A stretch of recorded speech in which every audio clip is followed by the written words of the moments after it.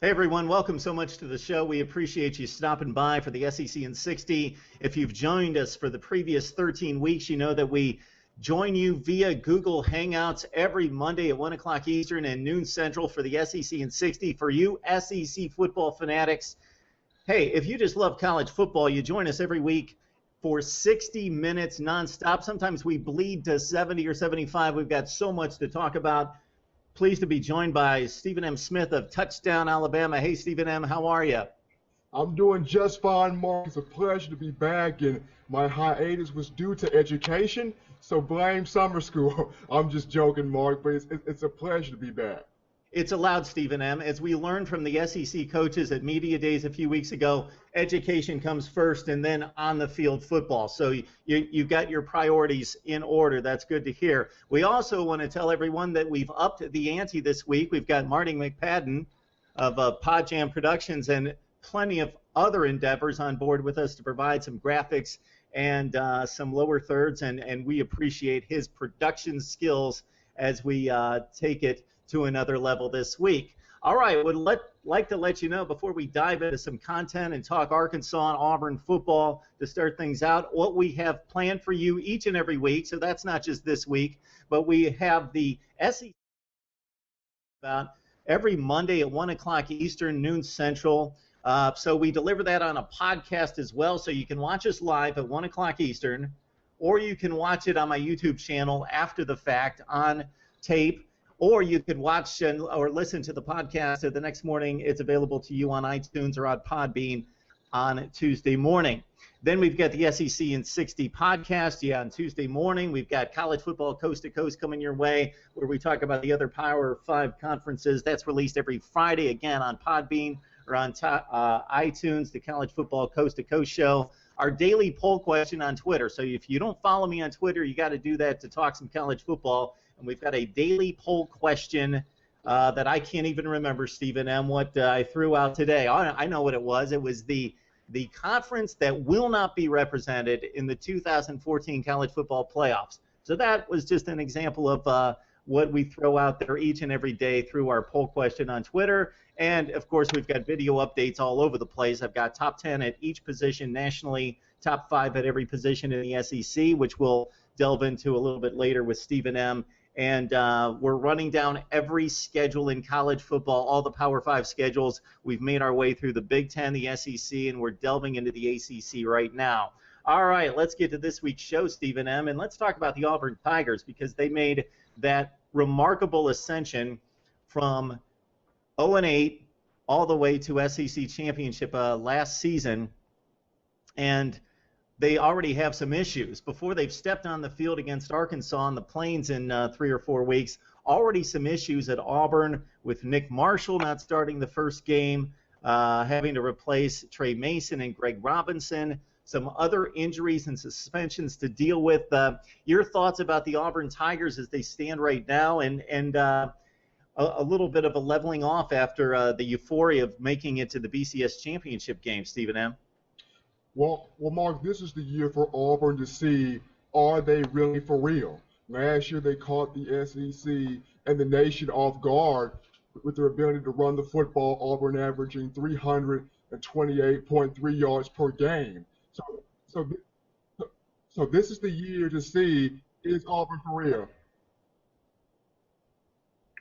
Yeah, so let's talk about the Nick Marshall situation. So, of course, this incident was a few weeks back. Marshall not going to start game 1 against Arkansas. So Nick Marshall in a situation where not going to start. Gus Malzane's going to go with Jeremy Johnson. So your thoughts about Nick Marshall, your thoughts about Jeremy Johnson? We don't know a whole lot about him. He's a big kid at 6'5", and he did get 41 passing attempts in last year. My thoughts on Nick Marshall, Mark, is the fact that he brought it on himself, the incident that he went through with the marijuana situation in Georgia. And, of course, the SEC Media Days, Gus Malzahn touched on, it's a privilege to come here to represent your team, and Nick Marshall lost that privilege when he got involved in the situation. Now, Nick Marshall at 6'1", provides that that zone option attack with his speed. He developed a little bit as a passer last season, can develop a lot more with his ability to break down sophisticated coverages, find his hot rate receiver. Now, with Jeremy Johnson at 6'5", he's not a lot mobile as Nick Marshall is. Jeremy Johnson, more of that pocket presence, a guy that's going to deliver the football on time, and the guy that's going to find the open receiver. Now, the players have built a lot of chemistry with him, but most of that chemistry is with Nick Marshall and what he brings to the table. It's going to be interesting to see how Jeremy Johnson fits in because, as I mentioned, great pocket passer, but Nick Marshall has the full tools. Now, Jeremy Johnson's a kid that I saw for the first time in the spring game, a big kid at 6'5". Gus Malzahn had mentioned during the spring that he was getting 25% of the reps during the spring. So Gus Malzahn is trying to prepare the sophomore for action. He also has mentioned that he wanted to work him into the offense anyway. He did get him 41 attempts. He threw 6 touchdowns, 2 picks. That was against mostly the inferior non-conference competition. So he hasn't stepped it up against some of the better teams in the SEC. All right, Greg Robinson, Trey Mason, they're gone. Your thoughts about some of the departures and how Auburn's going to respond, Stephen M., to some of these major players from the championship run being gone? Well, Mark, I was at SEC Media Days, as you know, and Malzahn said it's going to be hard to replace a guy like Greg Robinson. Greg Robinson was that molar. He was that guy that was going to set the edge for Trey Mason, Cameron Artis-Payne, and Corey Grant, and as well as protect quarterback Nick Marshall. Greg Robinson, character guy. The same with Trey Mason. He was a slasher. He was a gasher. He could hit the open space. He could put on the afterburners. Great tough runner. You talk about great character guys. These two guys, very hard to replace. But Auburn on that offensive line, they bring back Reese Dismukes at center. Very solid guy, 6'5", 300-plus pounds, a guy that he understands the blocking schemes, can get guys in situations to block up front and to set the edge in the run game. You lose Trey Mason, but guess what, baby? You bring back Cameron Artis-Payne, Corey Grant, and Ricardo Lewis. Cameron Artis-Payne and Corey Grant both rushed for over 600 yards, and combined they had 12 touchdowns. So these two guys ready, these two guys prepared. I think Auburn will be fine. It's just that, do they develop more as a passing team, or do they stick more with that run-based philosophy? Okay, Stephen M., we can talk nuts and bolts, we can talk personnel, we can break down the stats, we can break down the positional units. The one thing we can't account for is what we see on the last line of that slide right there is the magic still on the plains. We cannot account for what happened last year in regards to tipped passes for touchdowns to win football games, i.e. Georgia, run backs for 109 yards. It was just a magical season, and to recreate that is nearly impossible, trying to get the genie back in the bottle and find that magic. The two things I'd like to bring up as well before we look at the schedule for the Auburn Tigers would be Alex Gozan, left guard. This is a huge loss for the Auburn Tigers. He was on the Outland watch list. He's had back surgery, so they miss a key piece to that championship run last year. Carl Lawson at defensive end, he's had left knee surgery. It's kind of touch and go whether he'll be back for the stretch drive, but he's going to be lost for a long time. And he was kind of the heir apparent to D40 at 7.5 tackles for loss, Stephen M. And in regards to getting Carl Lawson back, that could be key if they could hold that defensive line together. And they've got players up there, but he was the guy that was going to take the spot in regards to penetrating, making big plays in the opponent's backfield. Well, Mark, starting off with Carl Lawson, it's a key loss if Auburn cannot get him back because you already lose D4 and Nosa Igwe to the NFL draft. That's 12.5 sacks combined that you lost to the NFL draft. You look at Carl Lawson, tough, hard-nosed player, knows how to create leverage, can attack an opposing team's backfield, create havoc on the quarterback, and stuff the run. So with Carl Lawson gone, the job falls solely on Gabe Wright.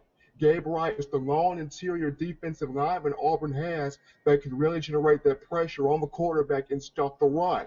And with Gabe Wright being the lone guy back there, Auburn then need these younger guys to really step up and make plays. Because as I mentioned, D Ford and Nosa Igwe were your two pass rushers on that team. And Carl Lawson, as you mentioned, was the heir apparent to D4, but with him gone, the job solely falls on Gabe Wright. If you look at the offensive side of the ball with Gazam gone, now it really looks at Reese Dismukes and the other guys on that offensive line. Can they pull together, gel, work well, and really protect and block up front? As you mentioned with the whole genie in a bottle thing, way to bring back Christina Aguilera, Mark, with that genie in a bottle. But it starts with a cohesive group. Auburn has to have a cohesive group that's going to work together. You can have all the magic in the world, but it starts off with being cohesive up front and being able to have that we mentality to work together. If Auburn has that we mentality, starting from quarterback Nick Marshall to the offensive line, defensive line, to the secondary, they can still have a pretty productive year because they bring back a lot of pieces. Yes, there are a lot of pieces due to injury, and yes, you have Jonathan Mincy and Nick Marshall on suspensions, but they have to be cohesive. It starts with that we mentality, and who better to get that started than Gus Malzahn? Gus Malzahn can thank the schedulers in the SEC for giving him Arkansas at home when he doesn't have Nick Marshall to start the game and doesn't have Jonathan Mincy. You mentioned his suspension for marijuana possession. And these guys, I'm going to guess that they're going to be out for a half. That's just a guess. Gus Malzahn is not committed. He says they're not starting, but they probably will play at some point during the game against the Arkansas Razorbacks, which is a nice little segue, Marty, into the Auburn Tigers schedule. And we're going to break this down into thirds as we check out the Tigers in 2014. Again, they open it up on that Saturday night against Arkansas. They got the Hogs at home. They got San Jose State. They've got an open date before. They've got a tricky one at Kansas State. Stephen M., anything jump out to you that first 3 or 4 weeks for the Auburn Tigers? Well, the first one against Arkansas, you go up against a talented running back tandem in Alex Collins and Jonathan Williams. First of all, both freshmen combined for 8 touchdowns last season. Alex Collins rushing for over 1,000 yards. But for Arkansas, this is a confidence boost game for Brandon Allen. Can he really be the guy at that quarterback position for Arkansas? Last season, 13 touchdowns, 10 interceptions. Brandon Allen has to put the ball in the right spots this season. Now, Hunter Henry is back at tight end. You have Keon Hatcher at wide receiver. On the defensive side of the ball, Trey Flowers is back. But Brandon Allen, can he be that quarterback? You have Austin Allen, his brother, battling him. You have Rafe Peavy, highly talented freshman, battling for this quarterback job. But can Brandon Allen be the guy? And then for Arkansas, and then for Auburn, as you mentioned, Jeremy Johnson starts that game, a confidence boost for him. Can he come in, get the guys corralled around him, make smart decisions with the football? Another game for the offensive linemen. Can they contain Arkansas's defensive line, set up the run game downfield? But that's for Arkansas against Auburn. For Kansas State against Auburn, Kansas State has a good defensive front, but the offensive line has some holes there. At the quarterback position, Kansas State has taken a big step back since the Colin Klein era. So can Kansas State really get back on track? That is the question. Kansas State's got one of the better wide receivers in the country, and Lockett, he tore up Michigan in the Buffalo Wild Wings Bowl with 3 touchdown receptions. He's not a guy that's a freak physically. He's just very smooth and polished. I'm going to throw out Jarvis Landry as a quick comparison in regards to what Lockett brings on the outside for Kansas State. So when they throw it, it's going to him. I think that that's the most interesting matchup on the schedule, not the most important. Obviously, those games are inside the SEC, but Auburn going to Kansas State, and what we typically see out of the Wildcats is that they don't recruit anywhere near the top. They bring in a lot of junior college transfers to bulk up that roster and provide depth and provide some of the star power on that team. Bill Snyder's done an outstanding job. I don't think we really need to talk about the job that he's done. It's pretty well documented in college football that he's one of the best in taking the talent and winning or getting near championship play out of rosters that have no business competing with the likes of Auburn. So I would expect that to be kind of a tricky game for the Tigers. Too much speed and athleticism in the end. They probably win that game by 10 points. Let's look at the middle part of this schedule, Stephen M. You got the LSU game is enormous, of course. Auburn travels to Mississippi State. Bulldog fans kind of touting their team, and to a certain extent, people that follow the SEC is that dark horse in the SEC Western Division. So that's tricky. Even Auburn going to a national championship could barely pull it out against the Bulldogs last season against one of the better defenses I see in the SEC. So your thoughts about that middle part of the schedule. You also have a game against South Carolina that's going to be huge on the Plains. Can't wait to see that one on October 25th. Well, starting off with LSU, Mark, Les Miles has to find out who's the quarterback between Brandon Harris and Anthony Jennings. Once they find that out, it's with the run game. You have Terrence McGee, you have Leonard Fournette, highly touted freshman. LSU's receiving core, who replaces the likes of Odell Beckham Jr. and Jarvis Landry. These are all huge questions on the defensive side of the football. Jalen Mills, hopefully he'll be back on the team by that time, by that game. But John Chavis, how are you going to be able to create pressure on quarterback Nick Marshall? How are you going to be able to get the linebackers to really buy in and create the pressure, stuff the run, play well in coverage? But it starts off in this game with Nick Marshall. You're playing against LSU. You're playing against the Mad Hatter and Les Miles. You got to keep your composure, have the ball placed in the right spots with Sammy Coates and DeQuil Williams and Quan Bray at the receiver positions. Offensive line has got a block up front. John Chavis is known at LSU to get a very pass rush defensive line and a very pass rush savvy linebackers on that team. So Auburn, Nick Marshall placing the ball in the right spots. Running backs Cameron Artis-Payne, Corey Grant, getting to the edge, running in between the tackles will be key. For Mississippi State, Mark, can we finally say Cowbell Nation, Stark Vegas could finally have something? You bring back Dak Prescott, Jamion Lewis, Derunyon Wilson at the defensive standpoint. You have Benardrick McKinney back in the secondary. Yes, you lose Nico Whitley, but you bring back Jamerson Love and Tobias Calhoun. Could this finally be the year for Mississippi State? It very well can be. For Auburn in that game, this is going to be a huge game for Auburn's defensive backs, Jermaine Whitehead and Robinson Threese. Can they play the pass? Can they slow down Jamerson Love and Derunyon Wilson? For Auburn's defensive line, can they be able to stop Dak Prescott's running ability as well as contain him in the pocket, make him more of that pocket passer? It's going to be an interesting game to see, can Mississippi State get over that hump and beat Auburn, or will Auburn beat them again? Auburn and LSU and South Carolina, and Mississippi State, these will be the three games that really test Auburn early to see, can they really hold up their end of the bargain in 2014? Those three games, Mark, watch out. Interesting three. Yeah, let's look at the back half of the schedule, or the lower third of that schedule. Of course, I think they've got Alabama on the schedule. I don't know if they come up this year or not.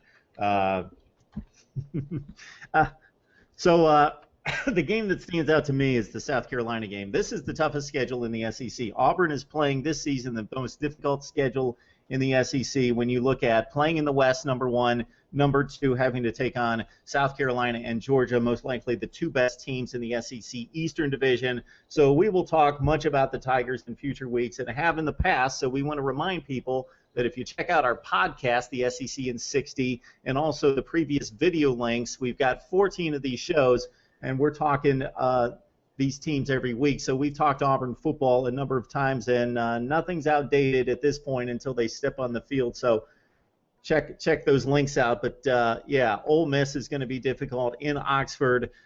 They challenged the Tigers on the Plains last year, and, of course, they finish up with Alabama. Because of the two factors, the two components of this schedule, Stephen M., you play in the West and you play the two best teams in the East. Auburn's got the most difficult road to get to the Western Division championship and get to the SEC title, but they certainly can do it. They've got the playmakers in place. All right, the segue works because Arkansas is on the Plains for game one. They take on Auburn to start things off on August 30th. Let's check out Arkansas storylines for 2014. We start with Brett Bielema. Man, people seem to be, and I don't know if this is within Arkansas circles necessarily, but people around the country seem to be a little aggravated, like, when is this guy going to start winning? Well, he's only been there for a season. He's been there for one season, and I hear this all over the place. I know it seems like longer than that because you come in, you get the job in March, you've got a full off season. Well, he got the job in December, then he's got spring camp and spring practice and through the so then he's got a football season, then he's got a complete off season. So he's been around for close to 2 years, year and a half.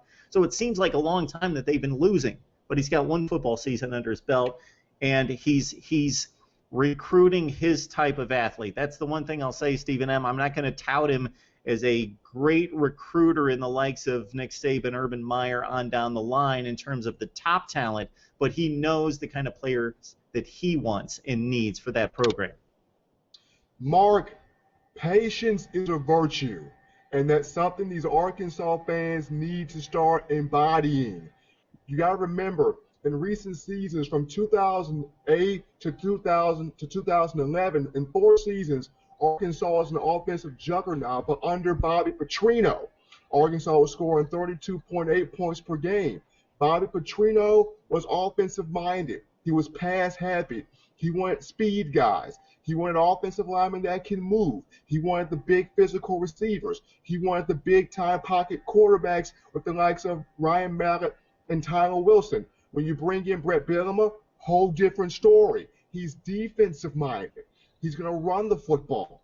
He wants those big offensive linemen that can block up front and that can set the edge. He wants quarterbacks that can make plays, but he's a defensive-minded guy. And like you said, Mark, when you're recruiting against guys like Nick Saban, Steve Spurrier, Les Miles, big-time names, it's hard to get those 4- and 5-star guys that you want because these 4- and 5-star kids, let's be honest, they want to win. They want to win, and they want to go to a winning program. And when they see that you're not winning straight off, it's going to take a while for you to build your rapport, for you to build that repertoire, for you to build that resume of winning.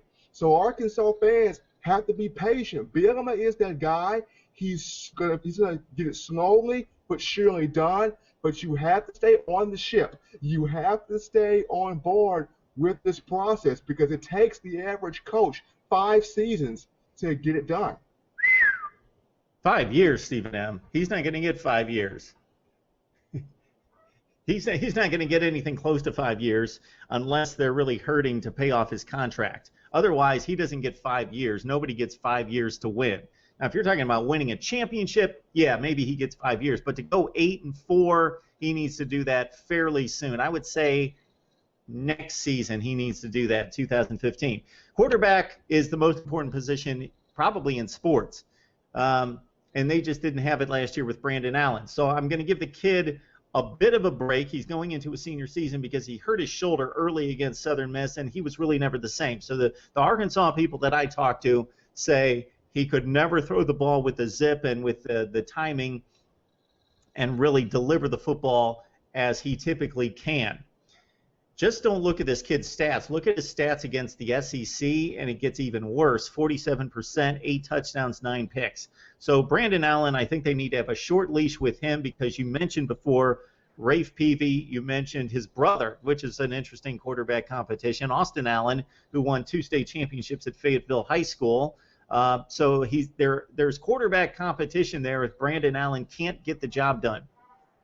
It's not just quarterback competition, it's sibling competition. I mean, no one pushes you harder than family. No one pushes you harder than family, and this is what Brandon Allen is facing. You have your brother, Austin Allen. You have Rafe Peavy battling with you. If this does not light a fire under Brandon Allen and get it going, I don't know what will. I mean, competition breeds winners, so this is the time for Brandon Allen to really step up and really put everything together, everything that he's been taught together. As I mentioned, Brett Bielema was able to get it done in Wisconsin with a 2-star prospect in Scott Tolzien in 2010. Nobody thought Scott Tolzien was going to lead that team. But Scott Tolzien, learning from Brett Bielema, took the Wisconsin Badgers to the 2010 Rose Bowl. Yes, they lost to TCU 21-19, but Tolzien got them there. So Brett Bielema can get it done. The question is, can Brandon Allen listen, take the coaching, stay healthy, and most importantly, build confidence? Yes, Alex Collins and Jonathan Williams are going to take pressure off of him, but the team can only go as far as the quarterback takes them.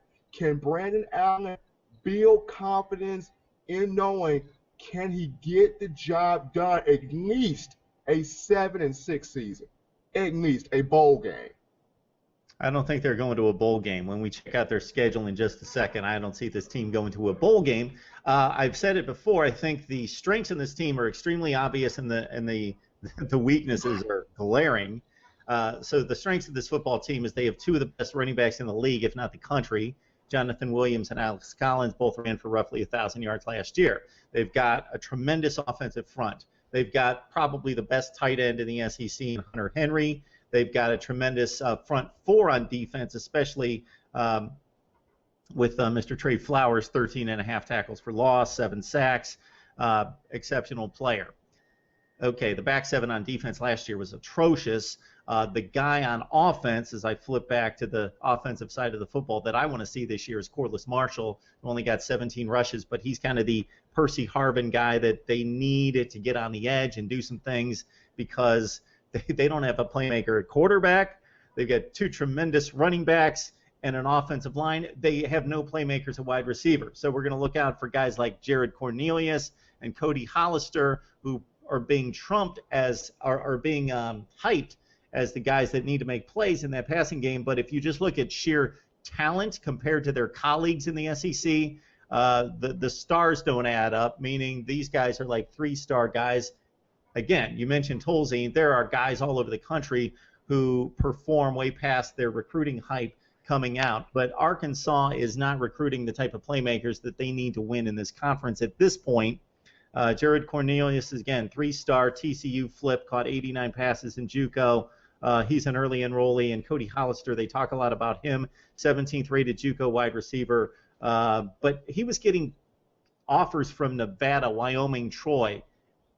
So we're talking about, again, these aren't guys that Georgia's bringing in, or Florida, or South Carolina, the teams that they're competing against, obviously in the Western Division. So I think it's going to be rough for Arkansas to compete again this season. We're going to look at their schedule here in a second, and let's break it down. Of course, it starts about as difficult as it possibly can with Auburn on the Plains to start it out. Then they've got Nicholls State. So in looking at the non-conference slate, and if people want to hear me break down a schedule for 5 or 10 minutes, they can go to my videos because I'm going through everyone in the country, and I've done Arkansas and everybody else in the SEC. Arkansas needs to go 3-1, and they could possibly go 4-0, Stephen M., against the non-conference. So it's Nicholls State, it's Texas Tech. That's going to be a difficult one on the road. Northern Illinois, they're no joke.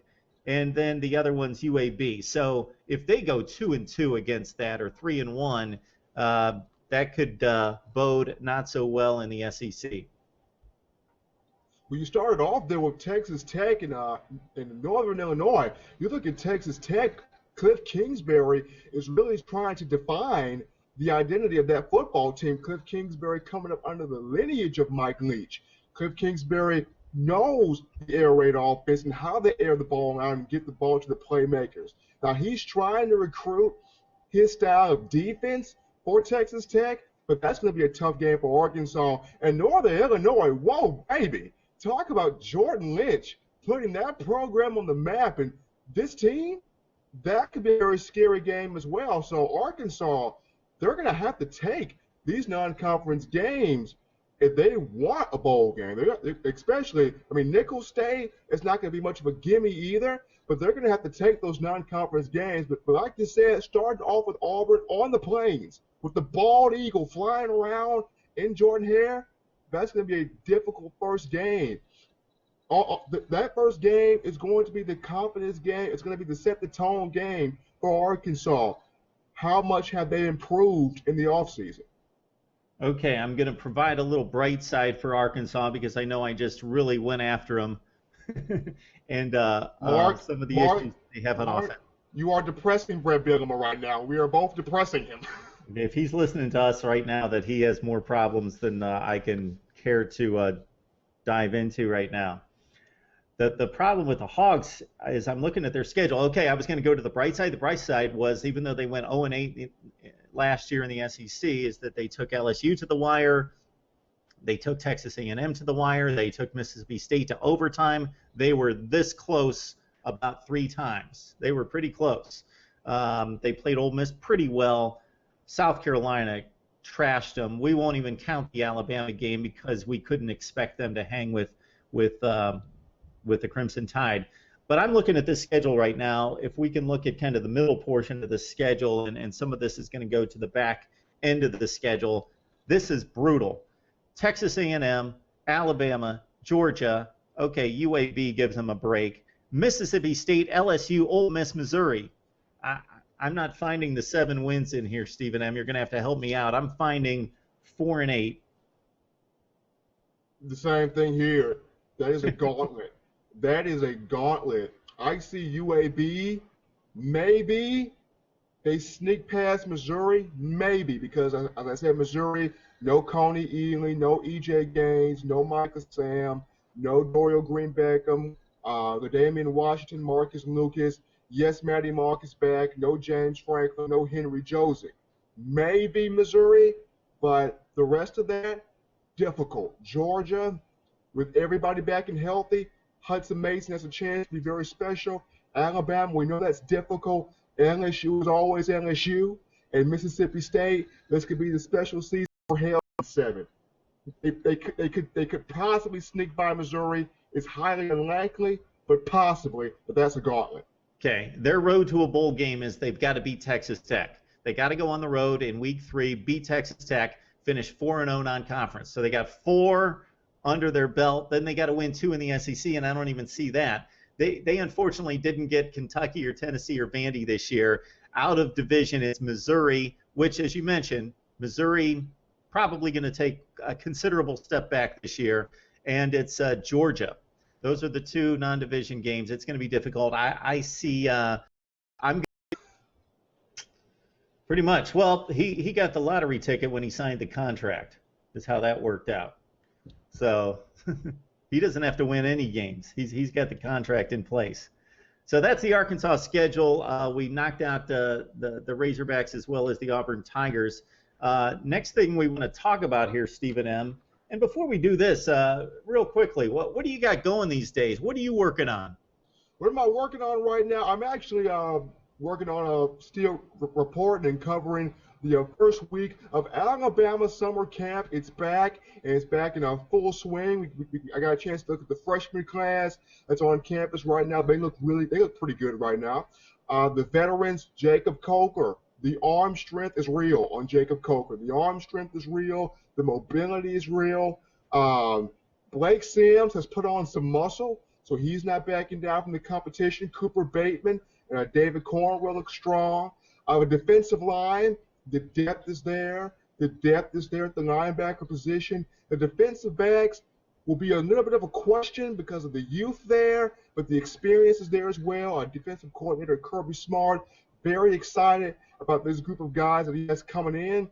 The 3 pieces I'm working on right now, the top 10 freshmen for Alabama to look out for this season, the Alabama players on watch list, and also Alabama had its own football fan day on yesterday, just a barrage of fans inside Bryant-Denny Stadium getting their autographs signed by the coaches and the players, a bunch of kids and their families running around that field, and it was just a joy to watch. So you're telling me that that's where I should have been yesterday to tell all those people that Alabama dodged any decent non-conference teams and that they should have scheduled much better. If you would have said that, Mark, the fans would have probably barricaded you inside the stadium. Yeah, I'm like, it's an embarrassment that the best team that you just scheduled non-conference was West Virginia, who went 2-7 in the Big 12. Anyway, I've been on that soapbox a few times. South Carolina, let's talk about X factors.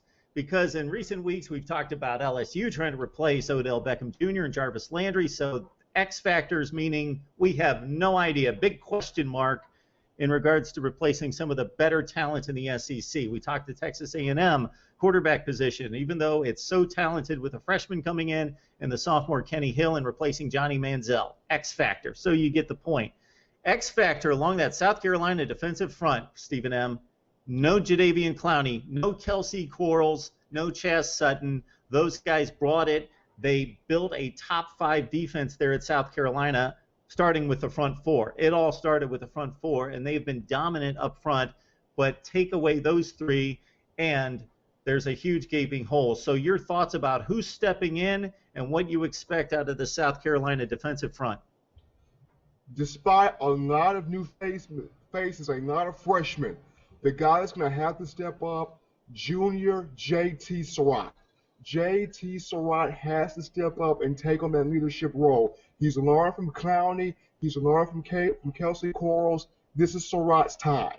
He has to step up at that defensive tackle position, really create pressure, stalk the run, dictate where the plays are going to. This is J.T. Surratt's defensive line. He has to put on those big boy pants, strap up that helmet, and get to work. It's his time.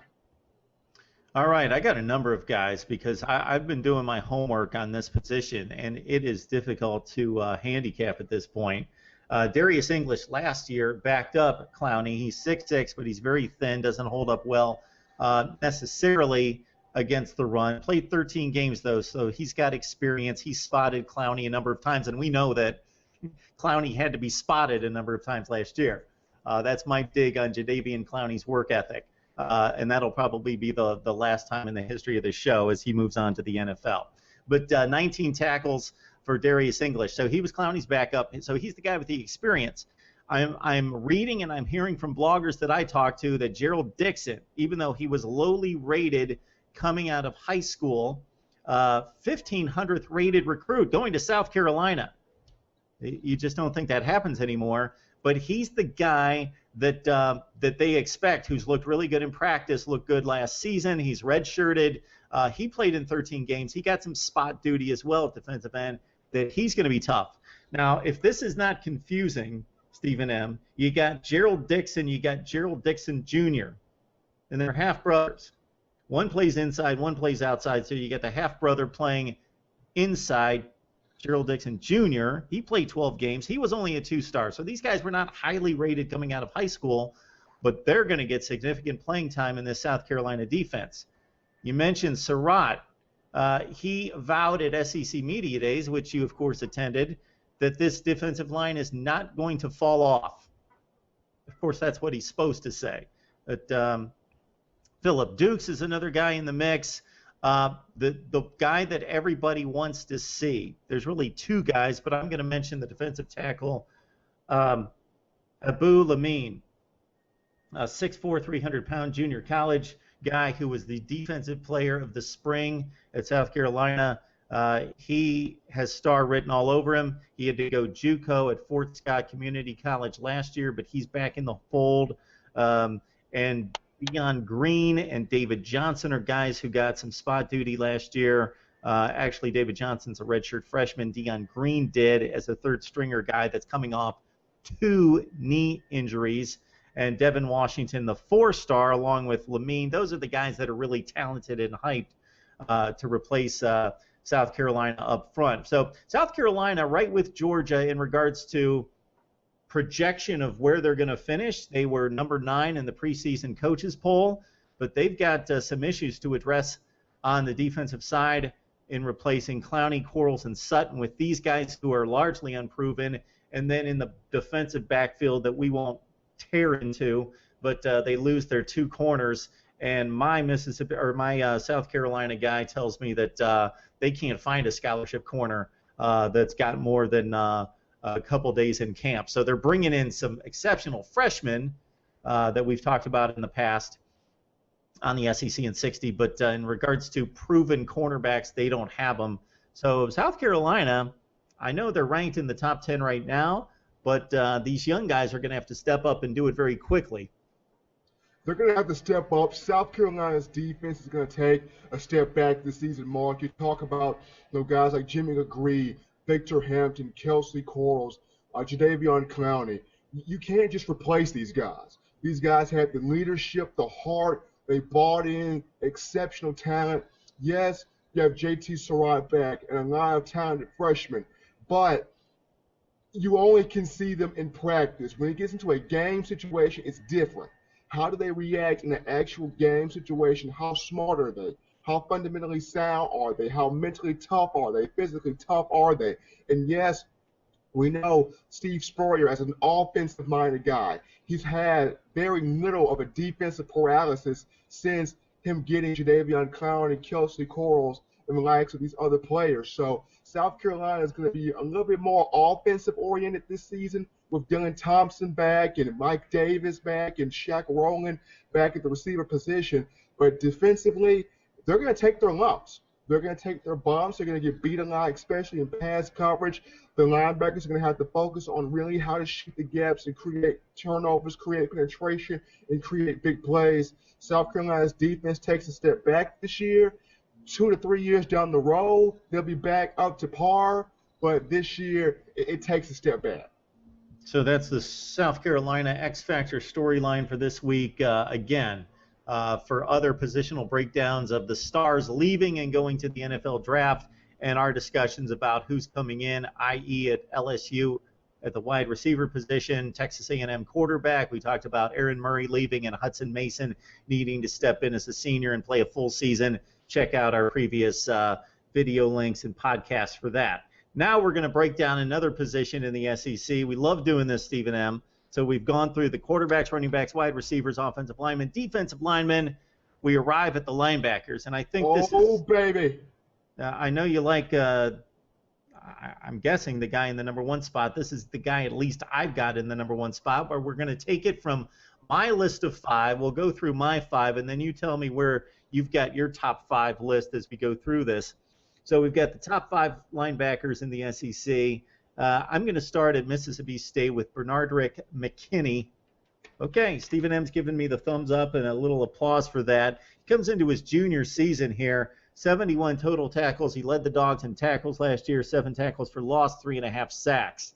This is for the 4th-rated defense in the SEC. He was a freshman All-America a couple years back with 102 tackles. Mississippi State, 8 returning starters on defense. I expect this to be an exceptional defense.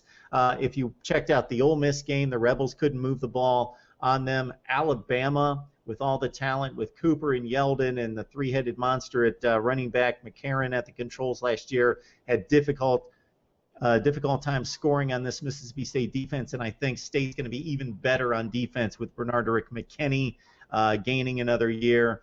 And his running mates on that Mississippi State defense, Stephen M. Bernardrick McKinney is a monster. Last season, 70 tackles, 3.5 sacks.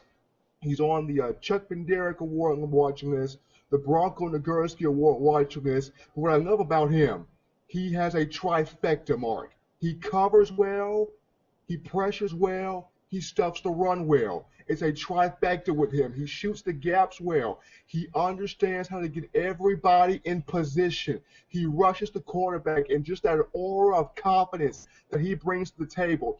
Yes, you have Tavez Calhoun and Jamerson Love in the secondary, but it starts with Bernardrick McKinney at that Mike linebacker position, reading everything, breaking down everything, making sure everything's in pocket. He's the captain of Dan Mullen's defense. I think this is his year. He's going to have a huge year because of his ability to be instinctive and break down where everything's going and follow the football. He knows how to follow the football. Okay, Stephen M. My number 4 guy is out of Ole Miss, Darius Bryant. He's coming into his senior season. He was second-team All-SEC, led the Rebels in total tackles with 78, 12.5 tackles for loss. They play a 4-2-5 at Ole Miss. He had 3 sacks from a linebacker position. You don't see that very often. He's coming off some off-field issues that may or may not hold him back. Let's see how he responds. He's going to be held out of the Boise State game at last report. So, Sedarius Bryant, Ole Miss, your thoughts on the Rebels here?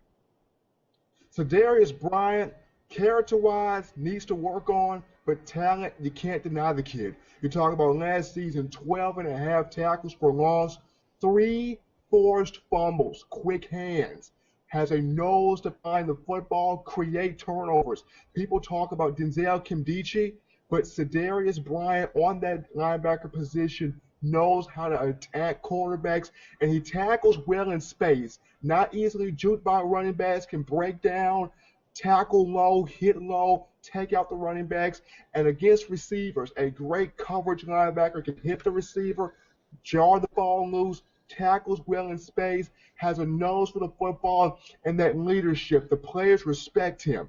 As I said, character-wise, has to develop a little bit more as a professional player, but that raw, intense talent, it jumps out at you. I love Bryant.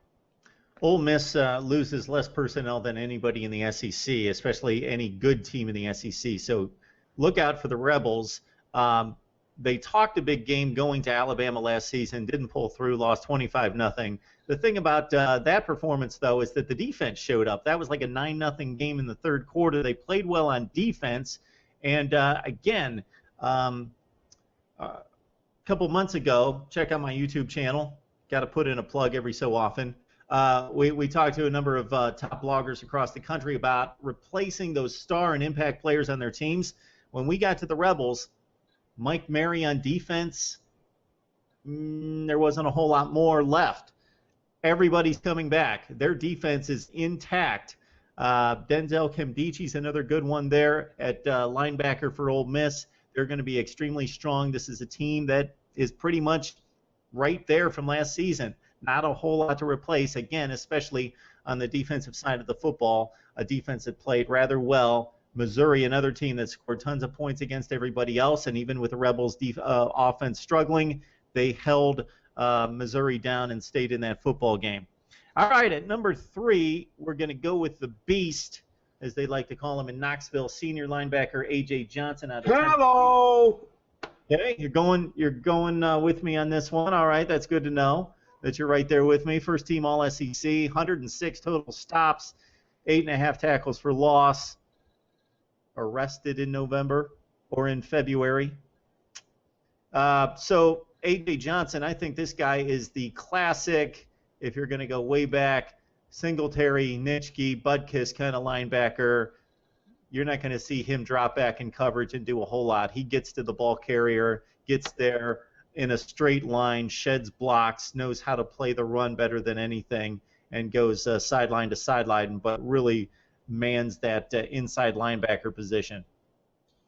A.J. Johnson, Mark, is an NFL caliber linebacker. A.J. Johnson, 100-plus tackles in the past 2 seasons. You talk about lateral-to-lateral quickness, his ability to stuff the run, dissect plays, and get after the quarterback.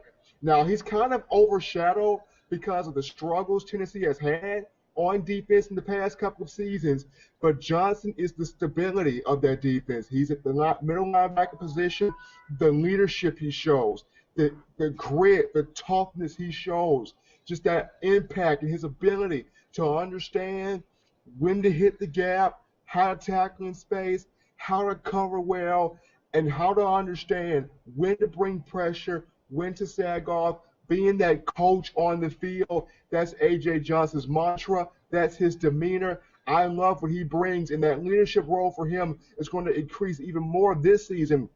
Though Tennessee has brought in 2 top 10 recruiting classes under Butch Jones, this is going to be A.J. Johnson's biggest year, his biggest contributional impact, because he has to lead a lot of talented young players on that defensive front. I think he can get it done. Stephen M., as you well know, although A.J. Johnson is the guy that's producing on that defense and you lined up the numbers for the past couple of seasons, the most talented guy possibly in that linebacking core is Kurt Magid. So this is a guy that's had injury problems all over the place, but he's dynamic. He is a dynamic player that if he can stay on the field, and these guys are best friends. They're best friends. They're roommates. Tennessee could have something going there. It's interesting to see what Butch Jones is putting together there with the Volunteers. He's really recruited the outside wide receivers, the defensive backs. They're going to be really thin along the offensive and defensive lines. I don't know that I've heard this before out of another program, but as you well know, they return no starters along the defensive or offensive lines. So Tennessee's going to have some things to work through, and they got Oklahoma in week 2 or 3, and they got Utah State to start things out. That's going to be a very difficult game. But I digress. Kurt Magic, look out for him. He could be in this group of top 5 at the end of the season. The number 2 guy that I've got is Ramik Wilson out of Georgia. He was a first-team All-SEC guy, 133 stops, led the SEC in tackles, 11 tackles for loss, 4 sacks, 7 hurries. And this is with being a first-year starter. So he had to sit behind, I think it was Jarvis Jones, and I'm not coming up with, Alec Ogletree. Alec Ogletree, yeah, in 2013. And before that, it was Jarvis Jones. So he finally got a chance to start in 2013. Yeah, it was Ogletree in 12.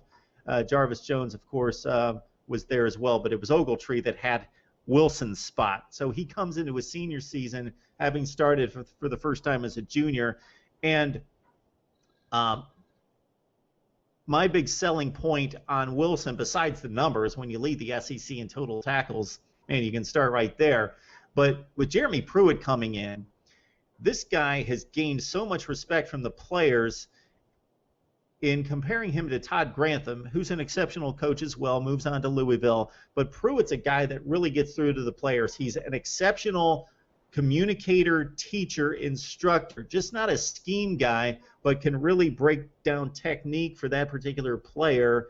And he's a pretty precise and specific, detail-oriented coach that can really get down on the player's level and talk technique and talk mindset, not just an overall scheme coach. And that's what Jeremy Pruitt brings to the table that could really help out Wilson this year. Yes, Jeremy Pruitt, tremendous defensive coordinator. Todd Grantham did a great job instructing and bringing up Ramik Wilson, but Jeremy Pruitt is that coach that's going to condescend down, work with you, teach you the little things of the game, take a 1-minute question and turn it into a 10-minute answer to make sure you get the gist of what's being said. But another thing I love about Ramik Wilson, he listens. You talk about playing behind Jarvis Jones and Alec Ogletree. Wilson listened, and he took notice to how those two guys played the game at the linebacker position at Georgia, and he embodied it. He took what they did and enculturated into his own style of play. Last season, 134 tackles. As you mentioned, the rest of his numbers. Ramik Wilson, a good, solid, instinctive linebacker. Would love to see him more as a pass rush guy, but I see him as a coverage guy that sideline to sideline, tackling well in space, laying the wood on the ball carriers. I think he can develop more as that pass rush guy. Jeremy Pruitt's going to help him a lot with that. But as you mentioned, too much talent, great talent. And bringing in Pruitt, great hire. He is going to really ramp up that Georgia defense a lot more. And his style of recruiting, Georgia's going to get a lot more of those 4- and 5-star guys in recruiting with Pruitt. Yes, Todd Grantham laid down the foundation, but Pruitt is going to enhance it, and it's going to start with Ramik Wilson. All right, Stephen M. I'm going to read off and introduce the number 1 linebacker in the SEC, and then I'm just going to shut up because you can take it away. You can say so much more about this guy than I will ever be able to say. So at least my number 1 SEC linebacker is the senior Trey DePriest out of Alabama. Oh, my goodness. He has thrown the curveball. He has thrown the curveball right here. I actually had Trey DePriest at number 3 for me, and the reason why, he has to stay healthy. Trey DePriest did not practice at Fan Day on Sunday because he's nursing a minor injury. Alabama in its history has had so many phenomenal linebackers, from D'Amico Ryans, Rolando McClain, Dante Hightower, Courtney Upshaw, C.J. Mosley. It's the next man up, and that mantle falls on Trey DePriest. Yes, Alabama returns Dylan Lee who's going to be an impact player, Reggie Ragland, Reuben Foster, Denzel Duvall. But that team goes as far as Trey DePriest takes them. He has to remain healthy. He's a bigger guy than C.J. Mosley was at 6'2", 270 pounds, a pass rush guy, a run stopper guy, can play coverage when need be. He had 65 tackles last season, 2.5 sacks. But what I love the most about Trey DePriest, he's that vocal guy. C.J. Mosley was that quiet guy, lead by example. But Trey DePriest is that vocal guy that's going to talk to you, that's going to speak to you, that's going to present that presence in the locker room. But as I mentioned, Mark, he's got to stay healthy. He's got to be on that field day in and day out, demonstrating how to play that position. He remains healthy. He is a late first round, early second round NFL pick.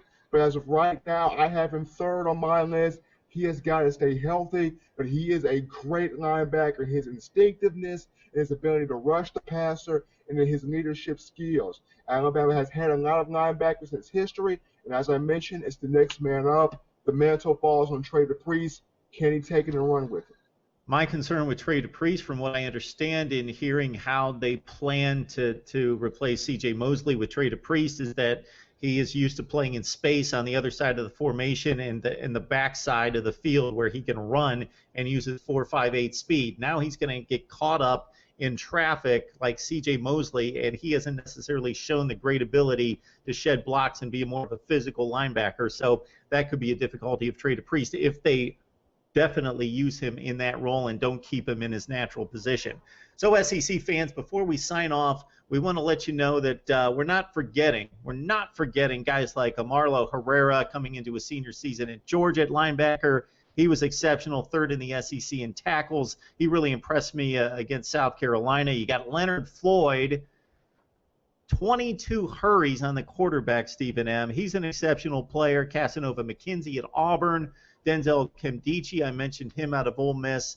A number of guys that could jump into this conversation. Quan Alexander out of LSU as well. So like to remind everyone that you can join us live here for the SEC in 60 every Monday at 1 o'clock Eastern, noon Central. Stephen M. Smith typically with us with Touchdown Alabama. I'm Mark Rogers of MarkRogersTV. So Stephen M., this is a guy you want to follow on Twitter if you want the take on not just Alabama but the entire SEC, and this is the time to get on board as we are just about 3 weeks away from kickoff. So join him at ESPN_future.